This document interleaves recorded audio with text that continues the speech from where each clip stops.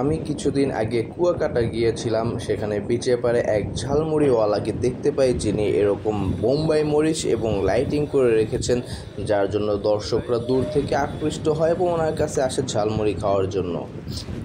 কত করে ভাই প্লেট? কোনটা খাবেন ভাই?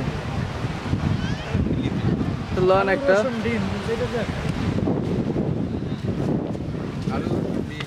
আলু রসুন ডিম। রসুনটাই লই ভাই। রসুন কত? আচ্ছা আচ্ছা। আলু, রসুন, ডিম এই 3 উপকরণ দিয়ে আলাদা আলাদাভাবে উনি ঝালমুড়ি তৈরি করে থাকেন।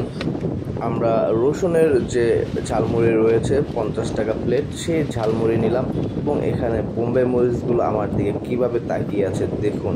আর উনি যেভাবে এই উপকরণগুলো পরিবেশন করেছে, ওনার কাছে দর্শক বা এখানে পর্যটক যারা রয়েছে আসতে বাধ্য। আর সেই পর্যটক যদি হয় বোম্বাই মরিচ লাভার, তাহলে তো কথাই নেই। ঝালের চোটে উহা উহা করবে আর সাগরের ঢেউ দেখবে।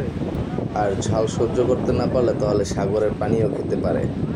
এদিকে আমাদের রসুনের ঝালমুড়ি রেডি, এখন আমরা খেয়ে দেখব কেমন লাগে ভাই। অনেক টেস্ট।